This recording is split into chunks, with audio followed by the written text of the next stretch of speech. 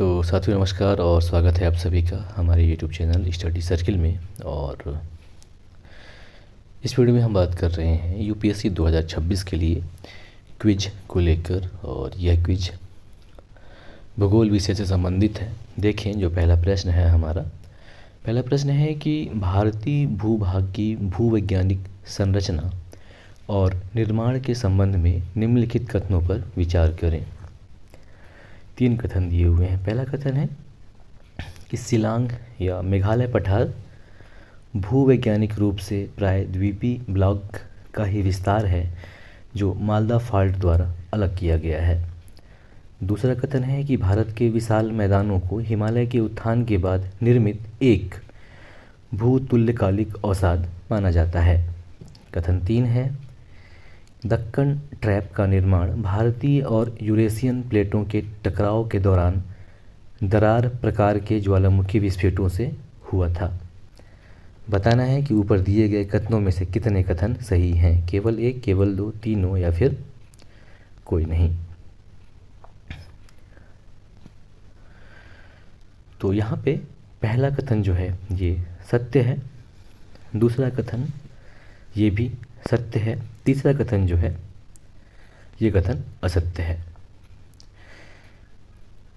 असल में क्या है कि जो दक्कन ट्रैप का निर्माण है तीव्र दरार प्रकार की ज्वालामुखी गतिविधि से जुड़ा है, लेकिन जो इसका समय है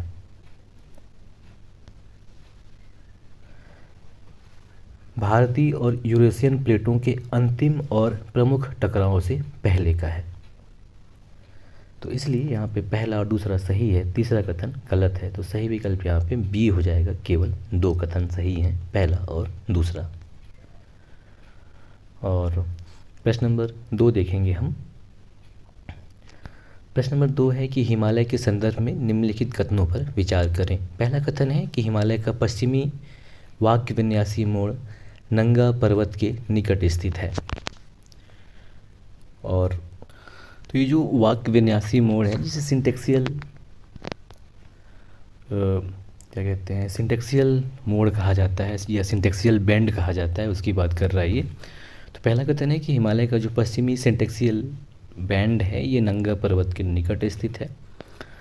दूसरा कथन है कि ब्रह्मपुत्र नदी की गहरी घाटी पूर्वी वाक्य विन्यास मोड़ को चिन्हित करती है।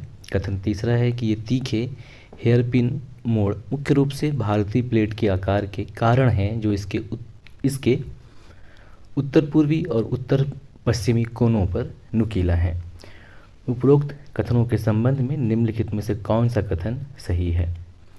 विकल्प ए है कि कथन 2 और कथन 3 दोनों सही हैं और दोनों ही कथन 1 की व्याख्या करते हैं। विकल्प बी है कि कथन 2 और कथन 3 दोनों सही हैं, लेकिन इनमें से केवल एक ही कथन 1 की व्याख्या करता है। विकल्प सी है कि कथन 2 और कथन 3 में से केवल एक ही सही है और वह कथन 1 की व्याख्या करता है। विकल्प डी है कि न तो कथन 2 और न ही कथन 3 सही है। बताना है इनमें से क्या सही है।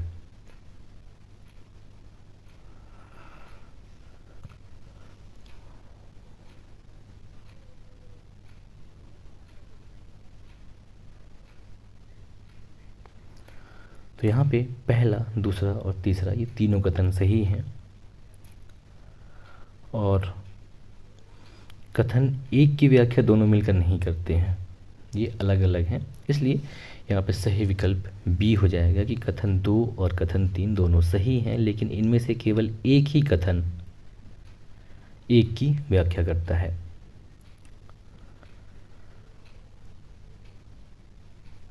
ठीक है, तो सही विकल्प यहाँ पे बी हो जाएगा। अब प्रश्न नंबर 3 देखेंगे। प्रश्न नंबर ये मैदानी क्षेत्रों से संबंधित है, मैदान से, कि निम्नलिखित कथनों पर विचार करें। पहला कथन है यानी कथन 1 है कि भाबर क्षेत्र की विशेषता छोटी धाराओं और नदियों का लुप्त होना है। कथन 2 है कि भाबर पट्टी छिद्रयुक्त और पारगम्य तलछटों से बनी है जिसमें हिमालय से उतरने वाली नदियों द्वारा जमा की गई बजरी और असंगठित चट्टानें मलबे शामिल हैं। अब बताना है कि उक्त कथनों के संबंध में निम्नलिखित में से कौन सा कथन सही है। पहला कथन 1 और कथन 2 दोनों सही हैं और कथन 2 कथन 1 की सही व्याख्या करता है। विकल्प बी है कि कथन 1 और कथन 2 दोनों सही हैं और कथन 2 कथन 1 की सही व्याख्या नहीं है। विकल्प सी है कि कथन 1 सही है लेकिन कथन 2 गलत है। विकल्प डी है कि कथन 1 गलत है लेकिन कथन 2 सही है। बताना है इनमें से क्या सत्य है। तो यहाँ पे पहला कथन सत्य है, दूसरा भी सत्य है और दूसरा कथन जो है ये पहले कथन का सही व्याख्या करता है, इसलिए सही विकल्प यहाँ पे ए हो जाएगा कि कथन 1 और कथन 2 दोनों सही हैं और कथन 2 जो है कथन 1 की सही व्याख्या करता है। सही विकल्प ए हो जाएगा। अब प्रश्न नंबर 4 देखेंगे। प्रश्न नंबर 4 है कि प्रायद्वीपीय पठार की निम्नलिखित भू आकृतिक विशेषताओं को पश्चिम से पूर्व की ओर व्यवस्थित करें। प्रायद्वीपीय पठार के बारे में जो भू आकृतिक हैं इसके बीच में उसको पश्चिम की ओर हमको व्यवस्थित करना है। इसमें शामिल है मैकाल रेंज, महादेव हिल्स, छोटा नागपुर पठार, मालवा पठार। अब नीचे दिए गए कोड का उपयोग करके सही उत्तर चुनना है। विकल्प ए में है 4 2 1 3, विकल्प बी में है 2 4 1 3, विकल्प सी में है 4 1 2 3, विकल्प डी में है 2 1 4 3। तो सबसे पहले मालवा पठार की बात करें तो मालवा पठार जो है यह प्रायद्वीपीय पठार की सबसे पश्चिमी भूभाग है, तो नंबर 4 पहले हो जाएगा। इसके बाद महादेव पहाड़ी की बात करें तो महादेव पठारी जो है ये मालवा पठार के पूर्व में स्थित है। ठीक है, तो ये 4 के बाद 2 आ जाएगा। और ये जो महादेव पहाड़ियाँ हैं ये हमारे मध्य प्रदेश की सतपुड़ा पर्वतमाला का मध्य भाग है। ठीक है, इसके बाद मैकाल रेंज आता है जो कि सतपुड़ा पर्वतमाला का हिस्सा है और इसका सबसे पूर्वी भाग है और यह महादेव पहाड़ी के पूर्व में स्थित है। इसके बाद फिर आता है छोटा नागपुर का पठार जो दिए गए विकल्प में सबसे पूर्वी भाग है ना। तो सही विकल्प यहाँ पे ए हो जाएगा 4 2 1 3। प्रश्न नंबर 5 है निम्नलिखित का मिलान करें। पहला सूची 1 है जो पास या दर्रे के बारे में है, सूची 2 स्थान है, सूची 3 किसको किससे जोड़ता है ये बताया है। तो जो पहला दर्रा है वो जोजिला दर्रा है और स्थान की बात करें तो महान हिमालय में स्थित है और कनेक्ट किसको करता है, श्रीनगर, कारगिल और लेह के साथ। और दूसरे में सिपकिला दर्रा है जो पीर पंजाल रेंज में स्थित है और यह तिब्बत के साथ किन्नौर ज़िला को या हिमाचल प्रदेश को जोड़ता है।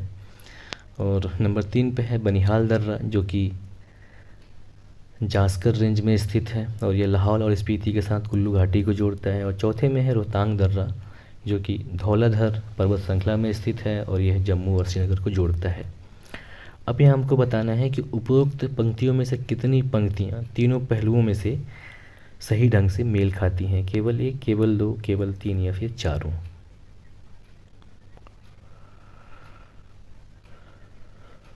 तो पहला देखेंगे जो जोजिला दर्रा है तो यह महान हिमालय में स्थित है। ठीक है, लेकिन अब ये देखते हैं कि जोड़ता किसको है। तो यह श्रीनगर को कारगिल और लेह से जोड़ता है, तो पहला ये जो है ये गलत है। दूसरा सिपकिला दर्रा की बात करें तो जो सिपकिला दर्रा है ये हिमाचल प्रदेश की जास्कर पर्वत श्रृंखला में स्थित है। ठीक है, तो ये भी गलत है, जास्कर में है ये सिपकिला दर्रा। और हिमाचल प्रदेश के किन्नौर ज़िले को तिब्बत से जोड़ता है, तो मतलब कनेक्टिविटी तो सही है लेकिन स्थान गलत है, तो ये भी गलत है क्योंकि सिपकिला दर्रा जो है यह जास्कर पर्वत श्रृंखला में स्थित है। ठीक है, और बनिहाल दर्रा की बात करें तो पीर पंजाल पर्वत में स्थित है। ठीक है, ये भी गलत हो जाएगा, हालांकि यह जम्मू को श्रीनगर से जोड़ने का काम करता है, तो ये भी गलत है। और रोहतांग दर्रा की बात करें तो जो रोहतांग दर्रा है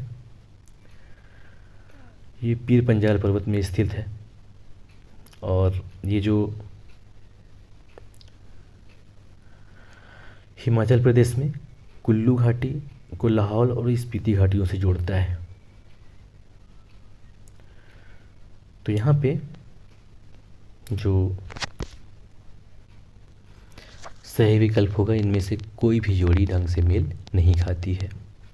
ठीक है, तो सही विकल्प हो जाएगा इनमें से कोई नहीं।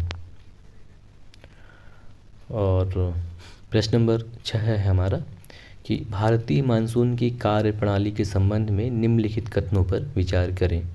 पहला कथन है कि भूमि और समुद्र के तापमान में अंतर के कारण होने वाला तापन और शीतलन ही मानसून का मुख्य चालक है।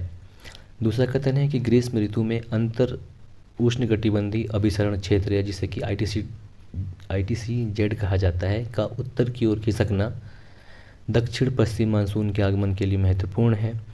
तीसरा कथन है कि ग्रीष्म ऋतु में तिब्बती पठार के ऊपर उच्च दबाव क्षेत्र की उपस्थिति मानसूनी हवाओं की तीव्रता को बढ़ा देती है। बताना है कि इनमें से कितने कथन सही हैं। केवल एक, केवल दो, तीनों या फिर कोई नहीं।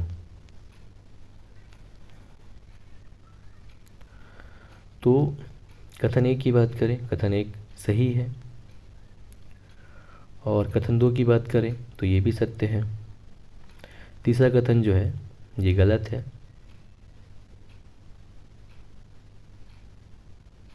ठीक है, तो सही विकल्प जो है बी हो जाएगा, केवल 2। अब प्रश्न नंबर 7 देखेंगे। प्रश्न नंबर 7 है कि अक्टूबर की भीषण गर्मी के संबंध में निम्नलिखित कथनों पर विचार करें। कथन 1 है कि दक्षिण पश्चिम मानसून की वापसी के बाद की अवधि में अत्यधिक गर्मी और उमस के साथ उमस भरी मौसम की स्थिति रहती है। कथन 2, इस अवधि में आसमान साफ रहता है और हवा की गति में काफ़ी कमी आती है जिससे वेंटिलेशन की कमी हो जाती है। उपरोक्त कथनों के संबंध में निम्नलिखित में से कौन सा कथन सही है। विकल्प ए है कि कथन 1 और कथन 2 दोनों सही हैं और कथन 2 जो है कथन 1 की सही व्याख्या करता है। विकल्प बी है कि कथन 1 और कथन 2 दोनों सही हैं और कथन 2 कथन 1 की सही व्याख्या नहीं है। विकल्प सी है कि कथन 1 सही है लेकिन कथन 2 गलत है। विकल्प डी है कि कथन 1 गलत है लेकिन कथन 2 सही है। तो यहाँ पे सही विकल्प ए हो जाएगा कि कथन 1 और कथन 2 दोनों सही है और कथन 2 जो है कथन 1 की सही व्याख्या करता है। ठीक है, अब प्रश्न नंबर 8 देखेंगे हम। प्रश्न नंबर 8 है कि भारत में वर्षा के वितरण के संबंध में निम्नलिखित कथनों पर विचार करें। पहला है कि कोरोमंडल तट पर होने वाली वार्षिक वर्षा का अधिकांश भाग उत्तर पूर्वी मानसून से प्राप्त होता है। दूसरा कथन है कि उत्तरी मैदानी इलाकों में पूर्व से पश्चिम की ओर जाने पर वर्षा की मात्रा आमतौर पर कम होती जाती है। और तीसरा कथन है कि दक्षिण पश्चिम मानसून की अरब सागर शाखा बंगाल की खाड़ी शाखा की तुलना में काफ़ी कमज़ोर है। बताना है कि दिए गए कथनों में से कितने सही हैं। केवल 1, केवल 2, तीनों या फिर कोई नहीं। तो पहला कथन की बात करें तो पहला कथन जो है ये सत्य है कि कोरोमंडल तट पर होने वाली वार्षिक वर्षा का अधिकांश भाग जो है उत्तर पूर्वी मानसून से प्राप्त होता है। कथन 2 की बात करें तो कथन 2 भी सत्य है कि पूर्व से पश्चिम की ओर वर्षा की मात्रा जो है आमतौर पर कम होती जाती है उत्तरी मैदानी इलाकों में। दूसरा कथन सही है। तीसरे की बात करें तो तीसरा कथन जो है गलत है। तो यहाँ पे सही जो हो जाएंगे कथन सिर्फ 2 हो रहेंगे, पहला और दूसरा, इसलिए सही विकल्प यहाँ पे बी हो जाएगा। अब प्रश्न नंबर 9 देखेंगे। प्रश्न नंबर 9 है कि पश्चिमी विक्षोभ के संदर्भ में निम्नलिखित कथनों पर विचार करें। पहला कथन है कि ये पूर्वी भूमध्य सागर के ऊपर उत्पन्न होने वाले उथले चक्रवाती निम्न दबाव क्षेत्र हैं। दूसरा कथन है कि उपोष्णकटिबंधीय पश्चिमी जेट स्ट्रीम द्वारा इन्हें भारत की ओर निर्देशित किया जाता है। तीसरा कथन है कि वे मुख्य रूप से ग्रीष्म ऋतु के दौरान हिमालय में हिमपात और उत्तर पश्चिमी मैदानों में वर्षा के लिए जिम्मेदार हैं। बताना है कि ऊपर दिए गए कथनों में से कितने कथन गलत हैं। केवल 1, केवल 2, तीनों या फिर कोई नहीं। तो पश्चिमी विक्षोभ के संदर्भ में पहले कथन को देखें कि ये पूर्वी भूमध्य सागर के ऊपर उत्पन्न होने वाले उथले चक्रवाती निम्न दबाव क्षेत्र हैं, तो ये कथन सत्य है। दूसरे कथन की बात करें कि उपोष्णकटिबंधीय पश्चिमी जेट स्ट्रीम द्वारा इन्हें भारत की ओर निर्देशित किया जाता है, तो ये भी सत्य है। तीसरा कथन कि ये मुख्य रूप से ग्रीष्म ऋतु के दौरान हिमालय में हिमपात और उत्तर पश्चिमी मैदानों में वर्षा के लिए जिम्मेदार हैं, तो ये गलत है, क्योंकि जो पश्चिमी विक्षोभ है ये शीत ऋतु की घटना है, ग्रीष्म ऋतु की नहीं। तो सही विकल्प यहाँ पे ए हो जाएगा, केवल एक कथन गलत है, नंबर 3। अब प्रश्न नंबर 10 देखेंगे हम। प्रश्न नंबर 10 है कि भारत के एक विशेष क्षेत्र में निम्नलिखित जलवायु संबंधी विशेषताएं पाई जाती हैं। पहला, यह पश्चिमी घाट के वर्षा छाया क्षेत्र में स्थित है। दूसरा, यहाँ एक लंबा शुष्क मौसम और छोटा वर्षा मौसम होता है। तीसरा, औसत वार्षिक वर्षा 75 सेंटीमीटर से कम है। चौथा, यहाँ की प्राकृतिक वनस्पति उष्णकटिबंधीय कांटेदार वन और सवाना है। अब कोपेन के जलवायु वर्गीकरण के अनुसार इस क्षेत्र को इस प्रकार वर्गीकृत किया जाएगा। विकल्प ए है AMW यानी कि कम शुष्क मौसम वाला मानसून, BW या सूखे ग्रीष्मकाल के साथ मानसून, या AW की उष्णकटिबंधीय सवाना, या BSHW या अर्धशुष्क स्टेपी। तो यहाँ पे सही विकल्प सी हो जाएगा कि ये जो क्षेत्र है यह उष्णकटिबंधीय सवाना क्षेत्र है, तो सही विकल्प यहाँ पे सी हो जाएगा। तो इस वीडियो में इतना ही। नमस्कार, जय हिंद।